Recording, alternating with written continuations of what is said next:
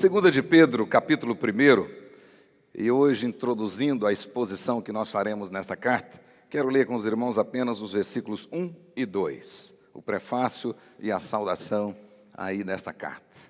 Capítulo 1, versículos 1 e 2, segunda de Pedro. Diz assim a palavra do Senhor. Simão Pedro, servo e apóstolo de Jesus Cristo, aos que conosco obtiveram fé igualmente preciosa na justiça do nosso Deus e Salvador Jesus Cristo.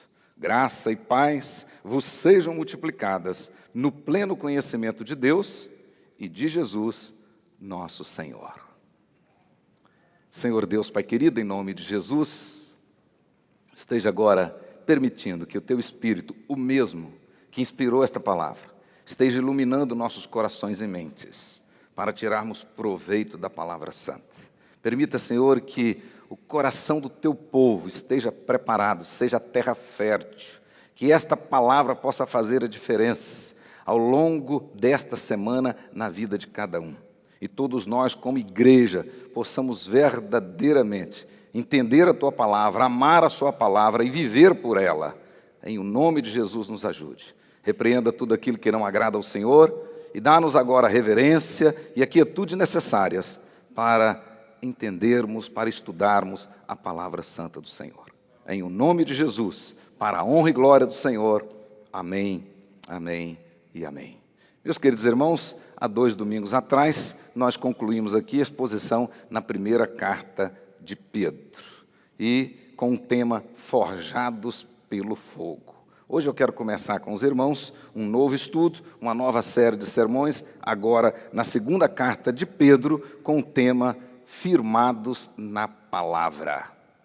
Na primeira carta, Pedro vai falar aos forjados pelo fogo, e agora ele vai desafiar, ele vai exortar e também, principalmente, admoestar aos seus leitores a que sejam, ou que fossem, melhor dizendo, firmados na palavra. Exatamente hoje em que nós oferecemos a Deus um culto de ações de graça pela reforma, muito importante trazer esse tema novamente, firmados na palavra. Até porque eu acabei de dizer que a religião dos protestantes é a Bíblia, nada mais além da Bíblia e somente a Bíblia. Então o crente verdadeiro, ele cresce pela palavra. De fato, é o conhecimento absoluto, o conhecimento verdadeiro, o conhecimento completo da palavra de Deus que vai nos fortalecer para enfrentarmos todas as lutas e todas as adversidades, inclusive aquelas que acontecem dentro da igreja. Portanto, quero meditar com os irmãos a respeito destas verdades aqui na segunda carta de Pedro. A primeira carta, conforme nós vimos aqui recentemente, Pedro a escreveu, e conforme ele mesmo disse, através de Silvano, ou seja, através de Silas. Está lá no capítulo 5, versículo 12. Agora, a segunda carta, a despeito de algumas controvérsias, nós cremos que ela foi escrita pelo próprio apóstolo Pedro. E isso explica a diferença de estilo, a profunda diferença de estilo entre as duas cartas. Muitos teólogos, inclusive, e principalmente muitos teólogos liberais, vão dizer que uma carta não tem nada a ver com a outra, e o argumento é exatamente o estilo. Porque no primeiro caso nós temos, com certeza, o melhor grego do Novo Testamento, escrito no melhor estilo daquela época. Entretanto, a segunda carta nós já temos um estilo mais objetivo, mais rude, né? Mais simples. Por isso é que nós cremos, assim como o próprio apóstolo Pedro disse, a primeira carta ele a escreveu através de Silas, através de Silvano. A segunda carta, com certeza, ele a escreveu de próprio punho, e isto, conforme eu disse, explica. Sabemos que 1 Pedro foi escrito no final do ano 64, início do ano 65.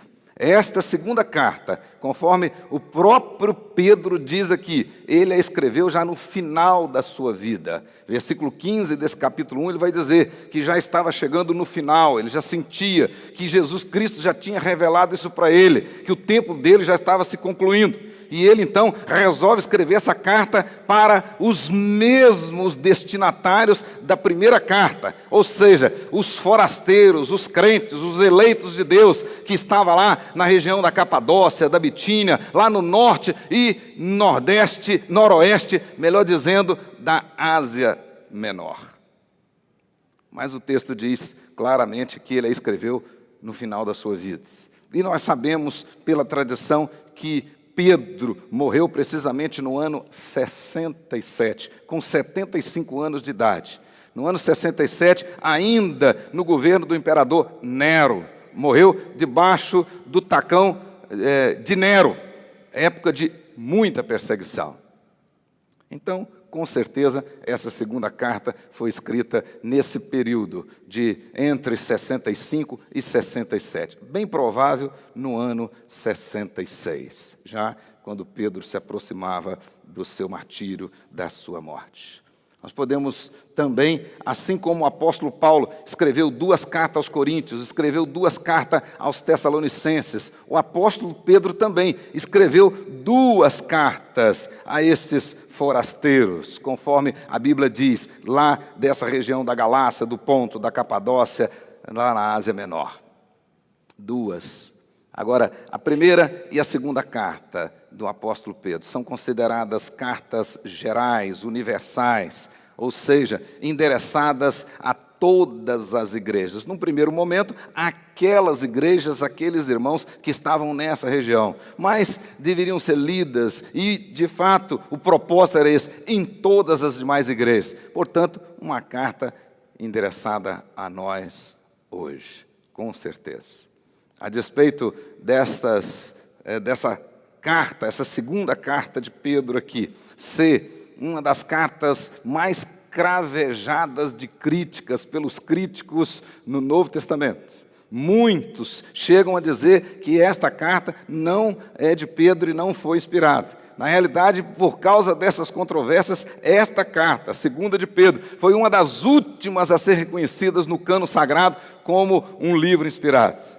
A despeito de não ter recebido a atenção devida dos estudiosos ao longo dos séculos, a despeito de esta carta parecer com uma espécie de um cantinho escuro e obscuro do Novo Testamento, como dizia, por exemplo, William Barclay em um dos seus comentários, que esta carta, ela é com certeza uma das cartas mais esquecidas do Novo Testamento. Sproul, por exemplo, diz também que a segunda carta de Pedro talvez seja a carta menos pregada, menos estudada por todos os estudiosos da Bíblia hoje. Talvez perdendo ou empatando apenas com Judas, com a carta de Judas. Então, mas a despeito de tudo isso, mesmo com todas essas situações, nós cremos que esta carta é devidamente inspirada. Portanto, nós cremos na sua inspiração, cremos na sua inerrância. Em virtude disso, nós cremos na sua atualidade e relevância para a igreja hoje. Ou seja, 2 Pedro é palavra de Deus, e pela iluminação do Espírito Santo, com certeza, tem muitas lições para nós ainda hoje, e não precisa ser atualizada. Aliás, a Bíblia não precisa ser atualizada em nada, nem nas suas entrelinhas. A Bíblia é a palavra de Deus, e essa aqui, inspirada por Deus, e, portanto, útil para nós, para o nosso ensino, para a nossa correção, para a nossa edificação, para a nossa habilitação, para que sejamos habilitados como servos do Senhor para toda boa obra de Deus.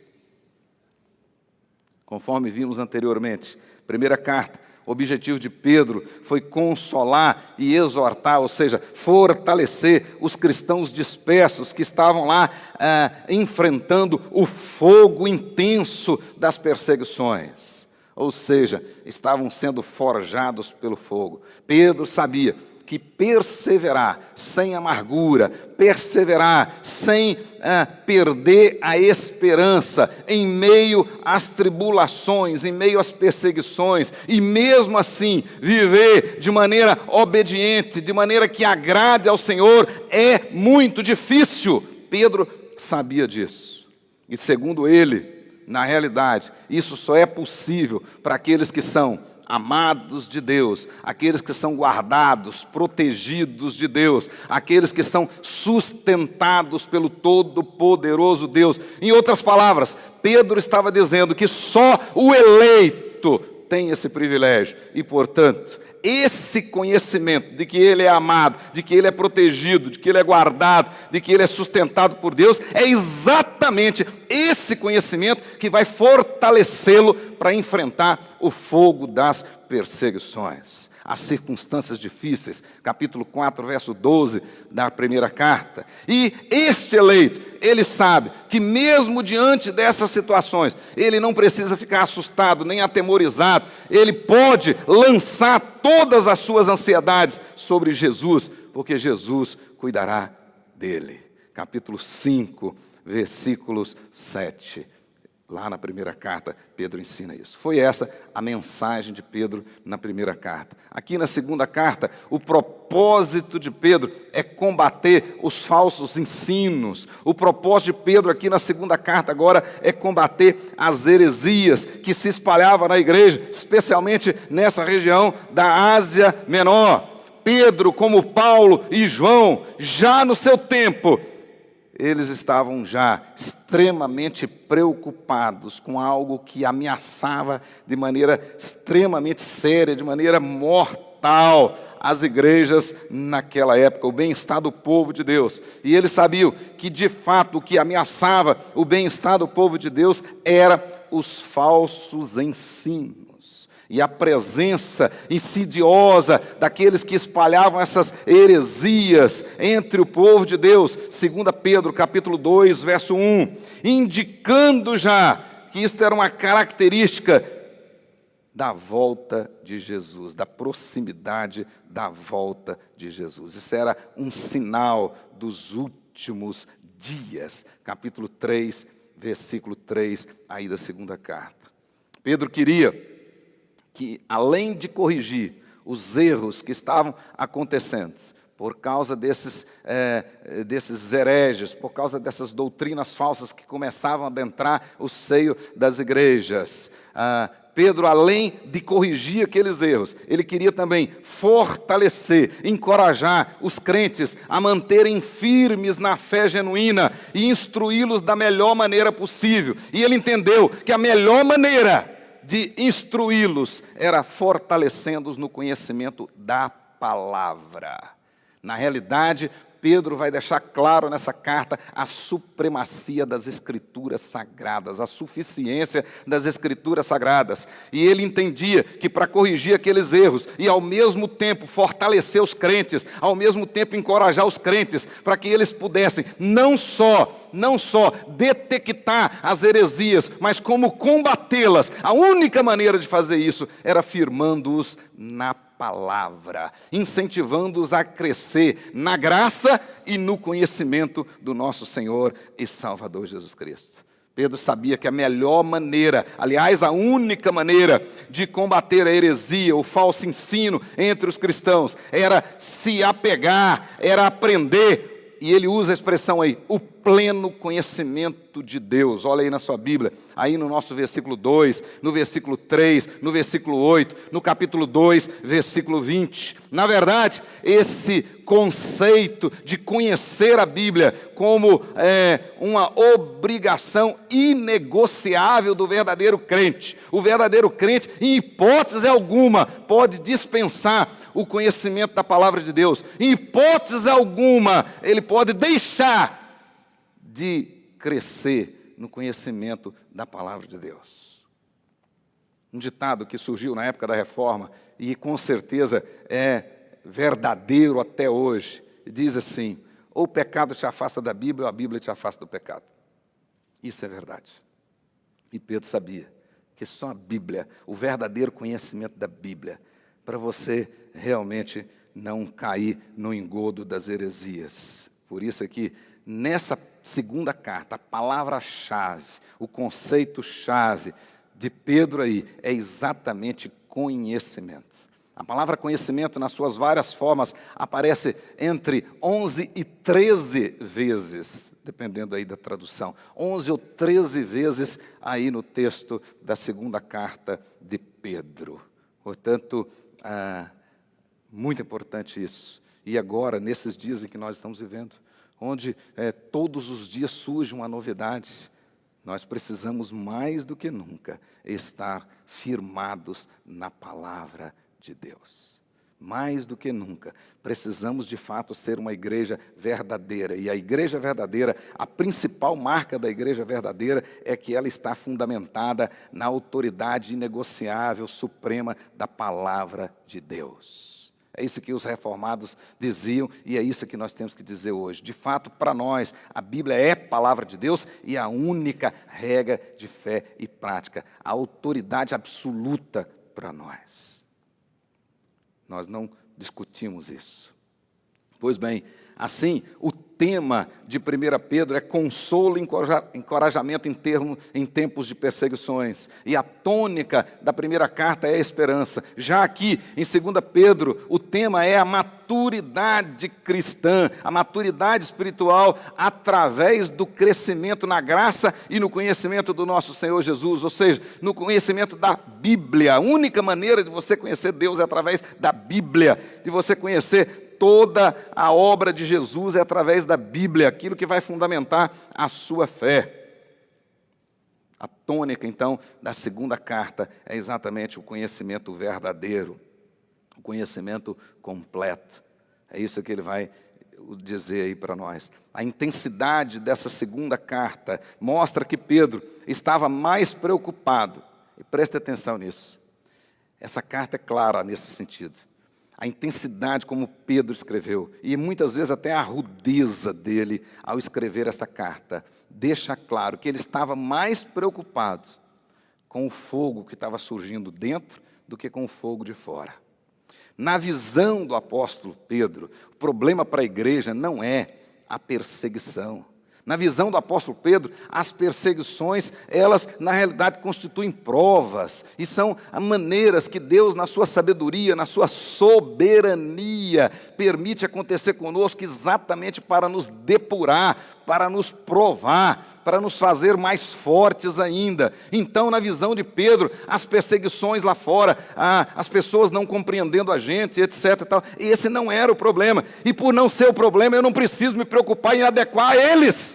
Eu não preciso querer fazer uma releitura da Bíblia, não preciso querer fazer uma atualização da Bíblia para ter um discurso politicamente correto, para ajustar ao pensamento deles, porque o pensamento deles nunca vai ser de acordo com o nosso. Então Pedro dizia, a perseguição lá fora não é o nosso problema. Então vocês não precisam ficar assustados, nem atemorizados, dizia o apóstolo Pedro.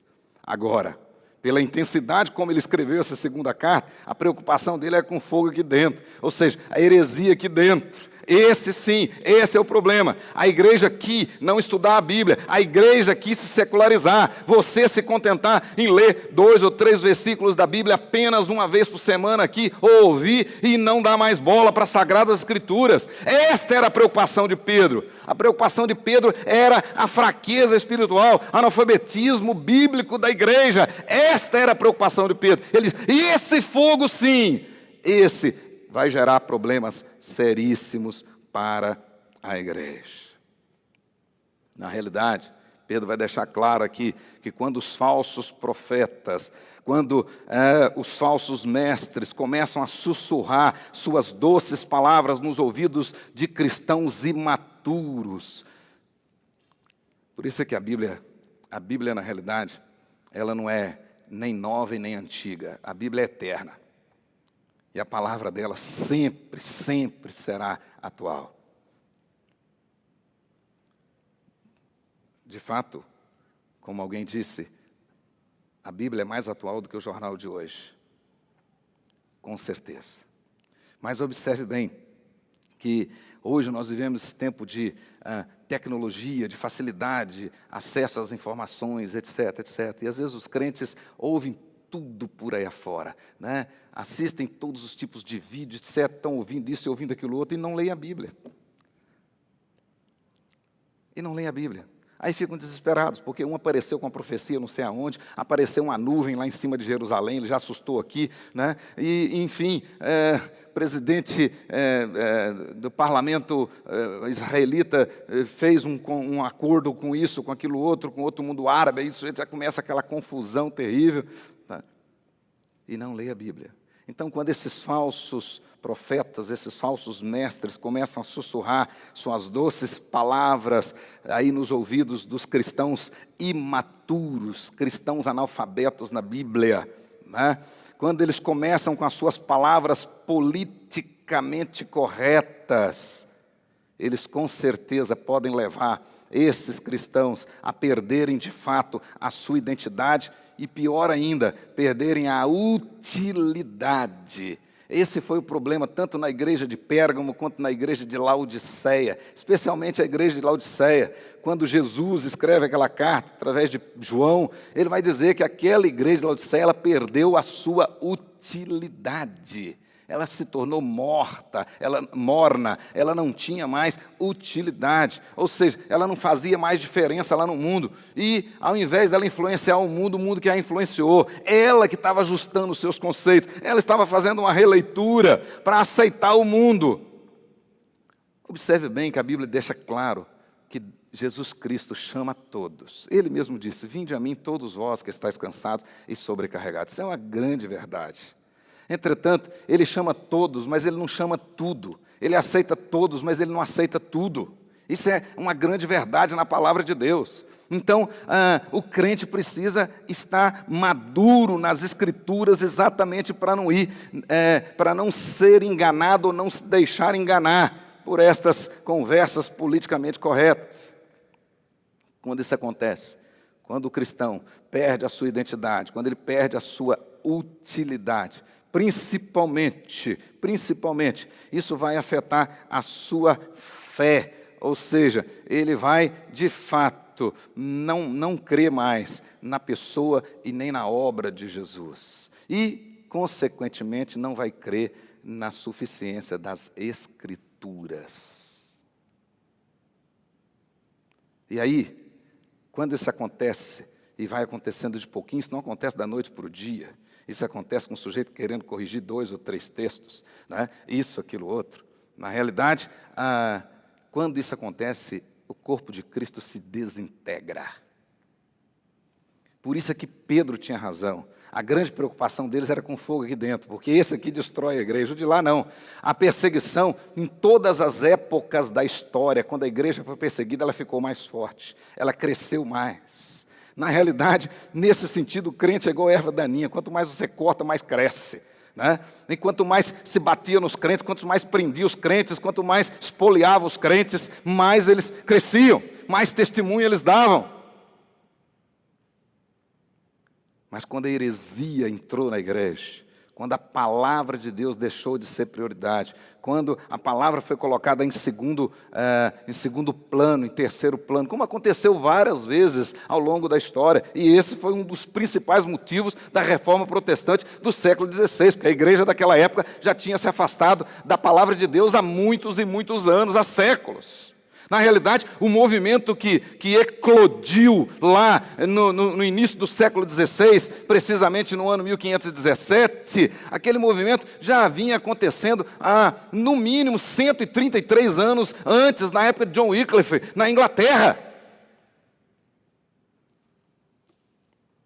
Quando ele já protestava contra a autoridade do Papa e dizia que o Papa da igreja é Jesus Cristo. Quando ele protestava contra a igreja não usar a palavra de Deus, mas não usar a Bíblia, e dizer que a Bíblia era a autoridade máxima na igreja, e que ela tinha que ser acessível ao povo, e que todos os cristãos tinham que ter acesso à Bíblia, e mais do que isso, tinha que ter o direito de fazer na sua casa o culto doméstico, ou seja, estudar por si mesmo a Bíblia. E por isso ele tratou de traduzir a Bíblia para o inglês, e essa tradução recebe o nome, tradução de Wycliffe.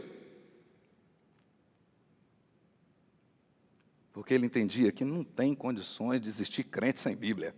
Mas é triste quando a gente vê hoje, né, em pleno século XXI, alguns cristãos achando que pode sobreviver sem a Bíblia, ou pode sobreviver com uma mensagem de YouTube aqui, outra ali, etc. E tal. Ele pode, mas não precisa de ler a Bíblia. E a geração que está vindo aí, que é a geração que gosta de ouvir e tudo, e vai ficando preguiçosa para ler. Mas lá no Apocalipse o próprio Jesus disse: bem-aventurados que leem as Sagradas Escrituras, bem-aventurados que estudam, os que guardam no coração, que as praticam. Esses são felizes, bem-aventurados. Então a preocupação de Pedro aqui era com esse fogo interno, com esse fogo de dentro. Esse sim pode desintegrar o corpo de Cristo. O que mata a igreja não são as perseguições. O que mata a igreja são as heresias. Isso é o que mata a igreja. Assim, primeira carta de Pedro é uma carta prática. Conforme nós aprendemos aqui, Pedro estava preocupado com o testemunho dos crentes diante da perseguição. Ao invés de ficar reclamando, arrancando os cabelos da cabeça, né, desesperado, correndo para lá e para cá, não. Tinha que manter a postura e crer que Deus estava no controle. Então, na primeira carta, Pedro estava preocupado com o testemunho. Estava preocupado em fortalecer aqueles crentes para eles ficarem firmes, mesmo diante das perseguições. Mas aqui, na segunda carta, a preocupação dele é doutrinária. Essa segunda carta é o que nós podemos chamar de uma carta doutrinal. É isso que está aí, 2 Pedro capítulo 2, versículo 1. O propósito dele é encorajar os crentes a se dedicarem à aquisição do verdadeiro conhecimento. E ele chega a exortá-los dizendo o seguinte: que vocês possam viver essa fé com empenho e que possam ser encontrados por Jesus em paz, imaculados e inculpáveis. Capítulo 1, versículo 15, capítulo 3, versículo 14. Meus queridos irmãos e irmãs, pano de fundo dessa carta, dessa segunda carta, aqui está claro, né?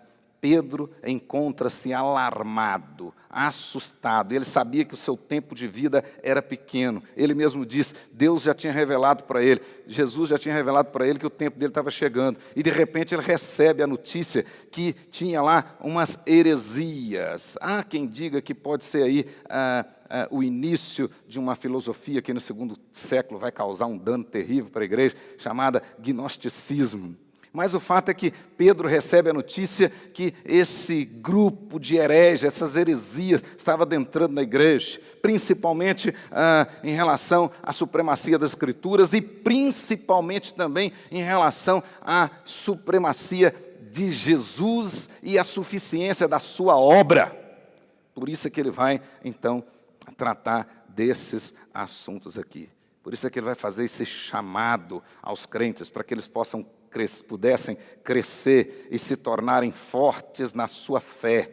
Nesse sentido aqui eu estou falando de fé como o conteúdo doutrinário, o credo. Então, para que eles pudessem ficar firmes, aí sim, não vai ter vento nenhum que vai te levar para lá e nem para cá. Você vai ficar firme, nada vai te empolgar. Você vai ter aprendido o segredo que Deus ensinou para Josué, para ele ser bem-sucedido. O segredo para você ser bem-sucedido não é ir lá na livraria e comprar qualquer livro de autoajuda, 10 passos para isso, 8 para aquilo outro, etc. O segredo para ser bem-sucedido é não desviar nem para a direita nem para a esquerda e fazer tudo conforme está escrito no livro sagrado.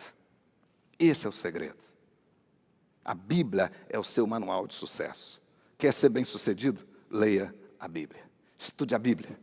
Você vai agradar o Senhor. Essa foi a preocupação de Pedro. Ao longo desse capítulo 1, na realidade, Pedro vai insistir com seus leitores que se esforcem para crescer na graça e no conhecimento. Versículos de 1 a 3, ele vai fazer isso. Dos versículos 12 até 21, ele vai falar desse verdadeiro conhecimento, da suficiência de Cristo. Mas esses dois versículos aqui, eles são muito ricos para nós, e eu quero destacar algumas coisas para vocês. Primeiro, a identificação. Olha aí comigo e marque na sua Bíblia. Pedro diz assim: Simão Pedro, servo e apóstolo de Jesus Cristo. Aqui nós temos uma identificação maravilhosa, uma saudação maravilhosa. Pedro vai deixar claro aqui Um detalhe curioso, que além dele ter aprendido as lições de Jesus, ele de fato se tornou um discípulo de Jesus, se tornou um imitador de Jesus. Ele seguia os exemplos de Jesus. Jesus tinha dito para ele e para os outros apóstolos, Mateus 23, verso 11, né? O maior dentre vós, seja servo dos outros. Então, Pedro já tinha aprendido isso. E ao invés dele colocar apóstolo e servo de Jesus Cristo, ele colocou servo e apóstolo de Jesus Cristo. Mas tem gente hoje inventando apostolado para se distinguir na igreja, né? Aí daqui a pouco vão virar querubim, serafim, outras coisas, para ter uma hierarquia ainda maior. Mas o apóstolo Pedro faz o contrário. Ao invés de se identificar como apóstolo de Cristo, ele começa servo de Cristo. Servo. Todo crente é chamado primeiramente para ser servo. Servo. E o nosso modelo, o nosso exemplo é Jesus. Pedro deixa claro que ele aprendeu essa lição. Aí diz lá, aqueles, o texto diz, né? Aqueles quem?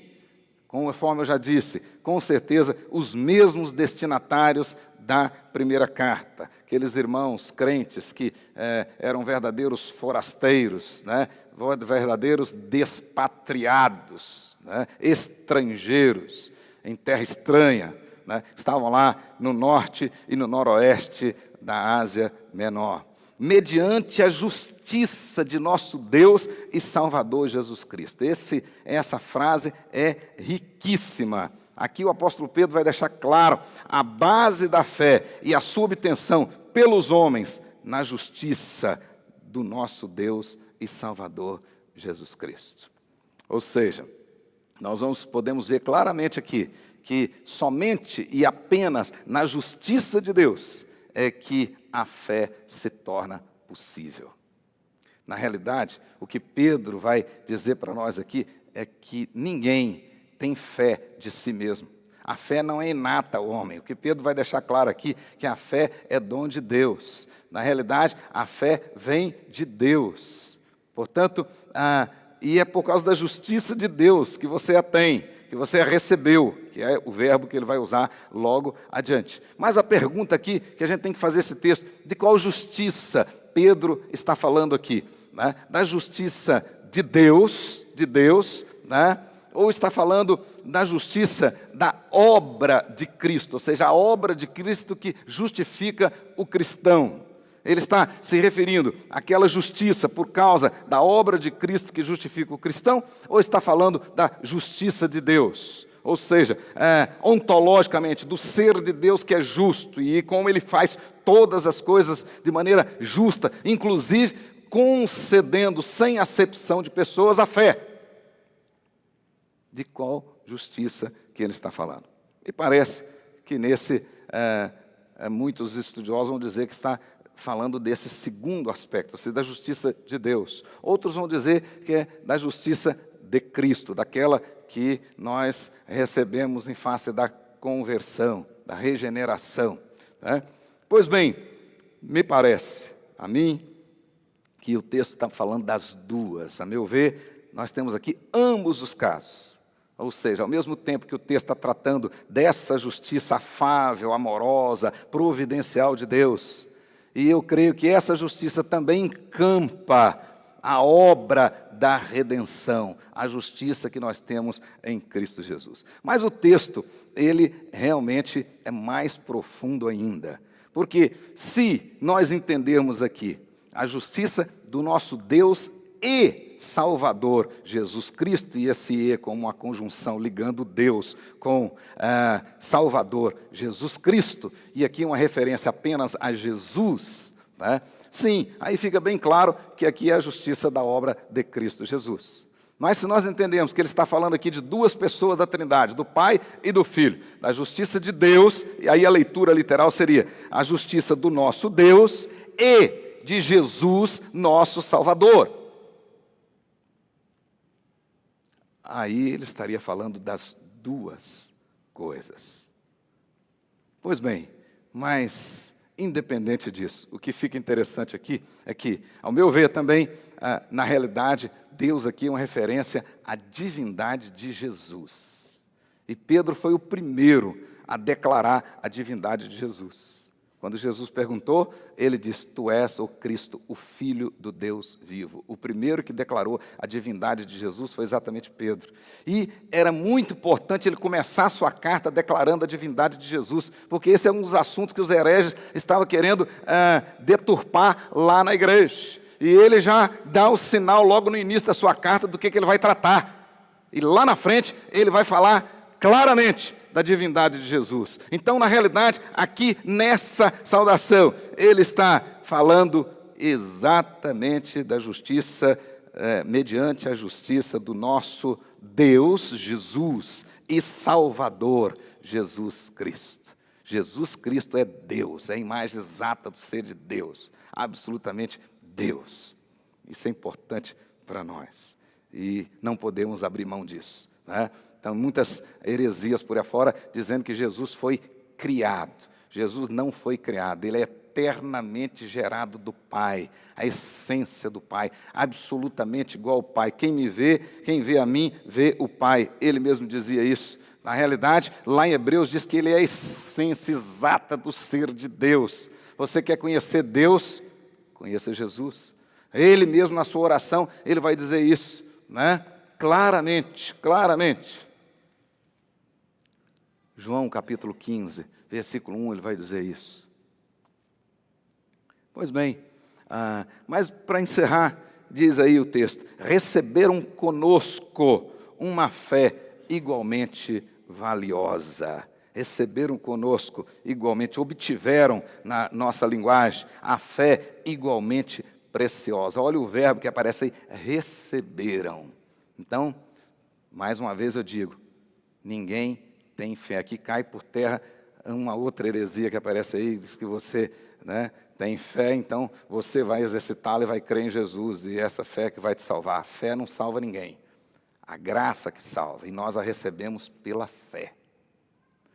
E essa fé não é sua e nem minha, é de Deus, é Deus que é um presente de Deus, é dom de Deus. Então, o texto diz aí, receberam conosco esta fé. Agora, qual é a fé que ele está falando aqui? Lembra lá na introdução, quando eu falei, naquele caso, a fé lá representava o credo, ou seja, o conjunto de doutrinas, a nossa fé.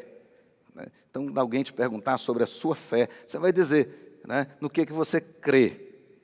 Só que aqui nesse texto me parece que ele não está falando do conjunto da nossa crença, mas ele está falando aqui da fé salvadora aqui, desse dom mesmo para crer na justiça de Deus, revelada em Cristo Jesus. Dessa fé. E Pedro vai dizer que isso é preciosíssimo, isso é valioso. Sem isso, não tem salvação. E eles receberam a mesma que nós recebemos. Eles quem? Os seus ouvintes, os seus leitores originais. E receberam a mesma que nós recebemos. Nós quem? Os apóstolos e ele. Então, a mesma fé, ainda hoje. Agora ele encerra então o texto dizendo, graça e paz vos sejam multiplicadas. Graça, primeiro, e paz. Nós só temos paz por causa da graça.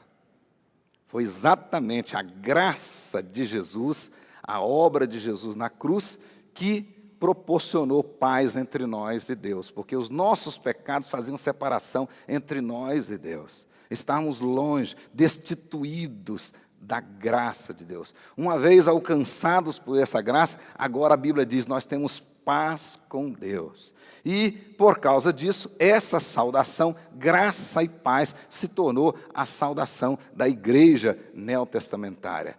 Nós somos frutos da graça e, por causa disso, temos paz. Portanto, graça e paz da parte de Jesus, né? Pois bem, vos sejam multiplicadas. Pedro aqui está fazendo tipo uma profecia, ou seja, é importante que vocês tenham muita graça, que ela seja multiplicada, porque vem chumbo grosso pela frente, né? Muitas coisas eu tenho para falar com vocês, então o meu desejo é que vocês tenham muita graça, que ela seja multiplicada. E como ela vai ser? Né? Na versão internacional aparece aí, pelo, e aí está certo essa tradução, pelo pleno conhecimento de Deus e de Jesus, nosso Senhor. Na nossa versão atualizada, aparece no pleno conhecimento de Deus e de Jesus, nosso Senhor. Aqui está claro que ele está falando do Pai e do Filho, né? No primeiro versículo, obviamente, ele está falando do Filho. Agora aqui ele está dizendo claramente o seguinte, pelo, ou seja, através do pleno conhecimento. Como é que você vai ter paz e graça multiplicados? Como? Você acha que você vai ficar lá na sua casa levitando, ou com um mantra, e Deus vai enchendo de paz e de graça? Não. Diz o texto aí, através do pleno conhecimento de Deus e de Jesus, nosso Senhor. E como você vai ter esse pleno conhecimento? E aí a palavra é epignosia, é pleno conhecimento de Deus mesmo. Só tem uma maneira, através da Bíblia, através da palavra de Deus. É isso que Ele tem para nós. Feche os seus olhos, abra o seu coração. Se você está negligenciando o estudo da Bíblia, chegou a hora de você fazer um compromisso com Deus e começar a estudá-la. Pare um pouco de ouvir esse monte de coisa por aí fora. Mestres e mais mestres, sábios e mais sábios que estão a falar. Deixa o mestre dos mestres, o Senhor dos senhores falar ao seu coração. E Ele fala através da Bíblia. Leia a Bíblia. Estude a Bíblia. Com certeza, a graça e a paz serão multiplicadas na sua vida. Quer ter paz? Leia a Bíblia. Quer crescer na graça? Leia a Bíblia. E quer crescer no conhecimento? Leia a Bíblia. O crente só é forte estudando a Bíblia.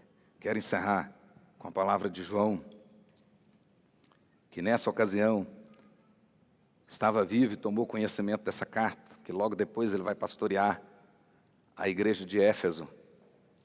E da sua vida ali, naquela região da Ásia Menor.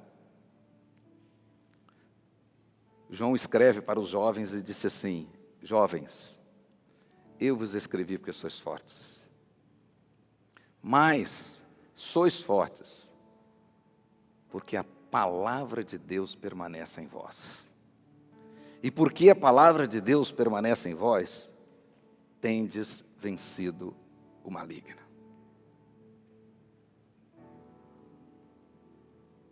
A única maneira de vencer o maligno é através da palavra de Jesus.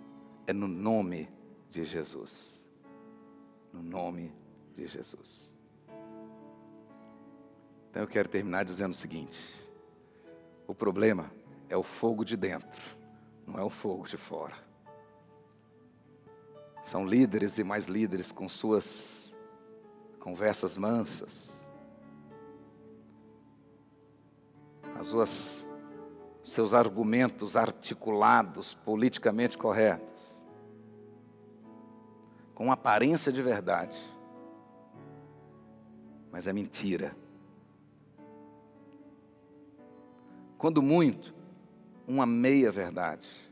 E como dizia Antônio Feijó, uma meia-verdade é uma mentira inteira.